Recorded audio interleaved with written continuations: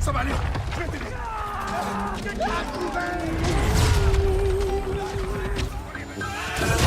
Stay nighty night and kiss me.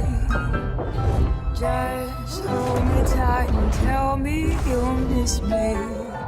While I'm alone and blue as can be. Little dream of me.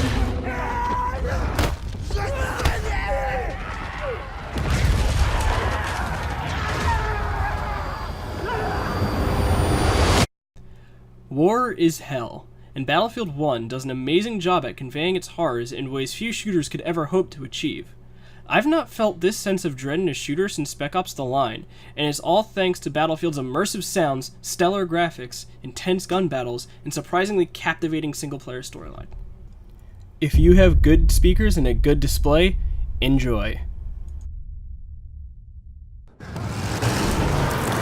surrounded! We have to hold this line!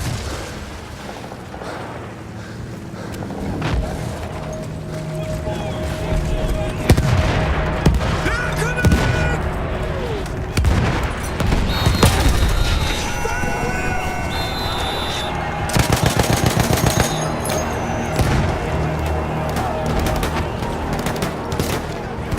Gone are the tales of valiant American soldiers fighting off diabolical Russians or Chinese. The two-dimensional weak narratives of the past are instead replaced with war stories, small tales told from multiple perspectives and factions across the western and eastern fronts. The game is a brutal demonstration of how hopeless the battles were and how expendable human life was. This is a stark contrast to your typical first-person shooter. Most games glorify the idea of warfare, and while fun for gameplay and excitement, they rarely engage the player in any sort of compelling narrative. When you start the game, before you can so much as adjust your settings, you are thrust into a nightmarish battle between British and German forces. From the very beginning, you are told that you will not survive this fight, and while you may try, you will not succeed. Each time you die, you are given the year of birth and the day of death for your character, along with the name, only to be whisked away to another soldier to repeat until the game has decided it's simply killed you enough times. This hammers home the loss of life in a way that few shooters do, and for a brief moment we are that character, given a gun and told to rush to our doom. And it's that kind of personal connection that really tugs at the heartstrings of this narrative. There is absolutely no denying that this game's opening is perhaps one of the hardest hitting ones I've seen in a video game in recent memory. And as soon as I saw that intro, I knew that I was in for an amazing experience.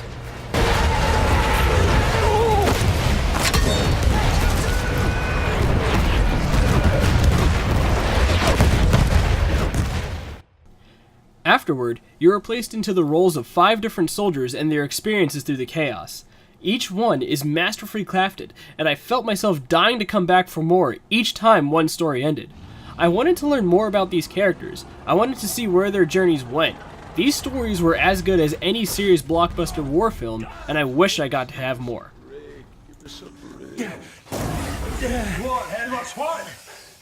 So she needs new spark plugs. Each act is divided into various gameplay styles. The first sends you through France in the battle leading up to Cambrai. Playing the role of a tank crew, and more specifically on missions outside your tank, the driver, you fight your way through the German line. The stealth aspect of the game is not nearly as strong as the gunplay, as enemies have a habit of being rather brain dead to all but the most obvious movements, and even then there is no guarantee that they would actually spot you, even on the hard difficulty. I found myself walking through enemy camps, smacking enemies in the back of the head with a shovel, and shooting whoever was left in the face as they just kinda stared at me with this deer in the headlights look. The tank combat, however, was fun and excellent. It gave a great chance to show off the amount of destruction that you can cause to a battlefield in this game. Tons of destructible buildings and environments, craters in the ground. I loved absolutely every single second of it. More cherries! I see them! Hang on to your knickers!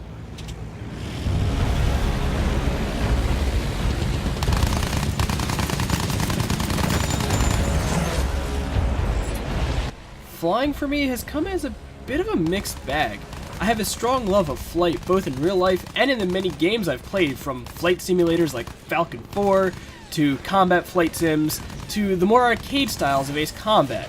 I would always take to the skies in other Battlefield titles, whipping choppers around buildings or playing chicken with other fighters as an exciting display for myself and my squad mates that would often watch from below. In Battlefield 1, flight controls are decent, however they are not precise or nearly as intuitive as I would have liked. Barrel rolls are non-existent, and you cannot really pull off any kind of aerial maneuver, making flight feel, well, rather basic. It took heavy inspiration from Star Wars Battlefront, and that honestly is rather disappointing.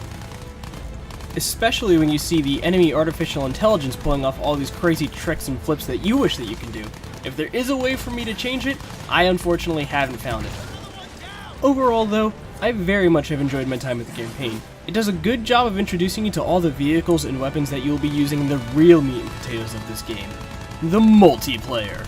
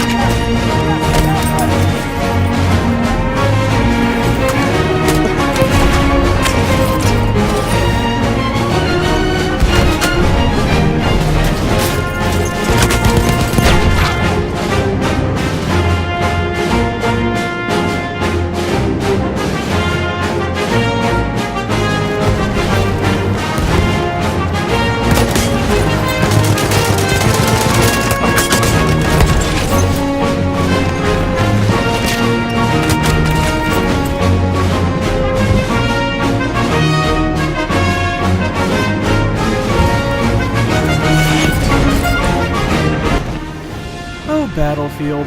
Only you could beat me over the head repeatedly with a trench shovel yet convince me I am having fun, constantly killing me from every angle without ever giving me the slightest semblance of hope that maybe, just maybe, I could get better.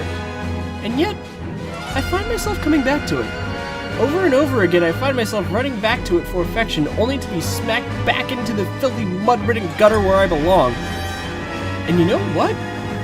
I am having fun with it.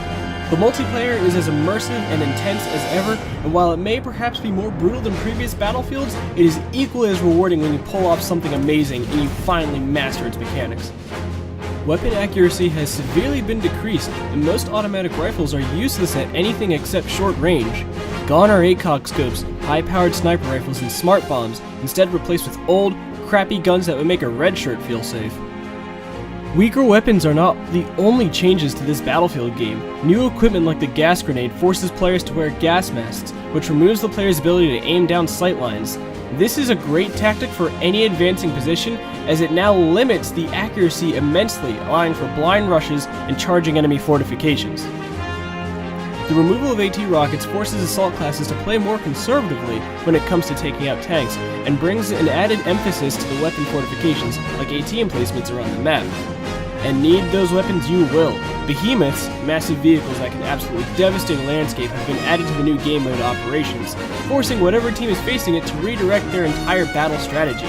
The destruction of these titans of the sky and land are often amazing spectacles to behold as well. Behemoth!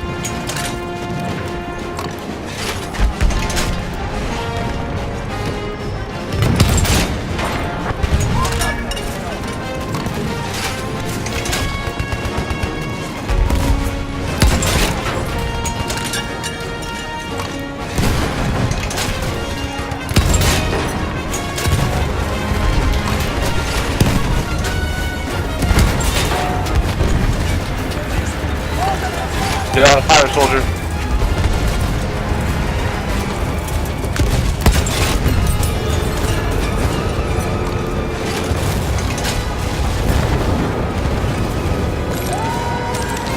Good work, man, good work.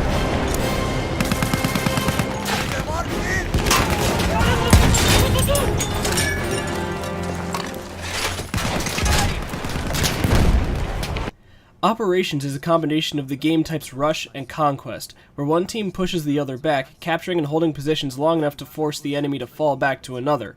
These game types are based upon real battles and actually add a bit of narrative context to the fight. This is easily Battlefield 1's shining star. It's only a shame that there were not more with the initial retail price. No doubt we will find more in DLCs to come, but I mean that's just the nature of the beast these days.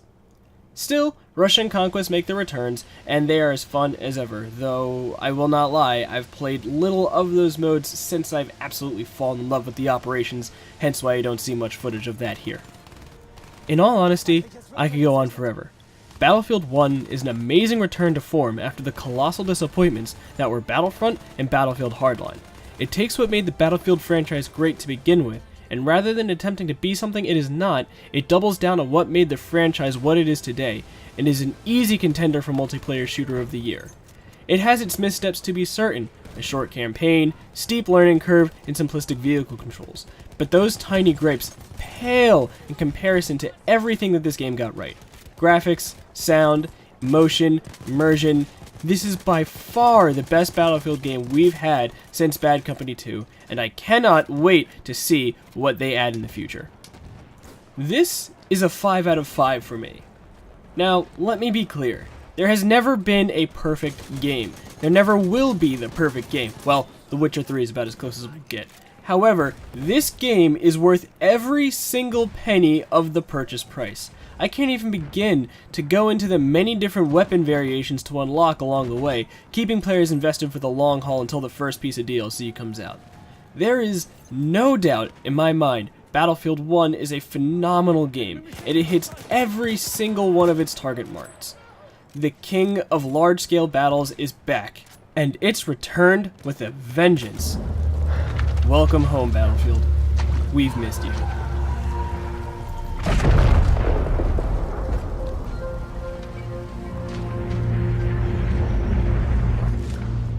They push. We push. Every once in a while, we push hard enough that the light breaks through the clouds. And a world beyond the war glimmers, just out of reach.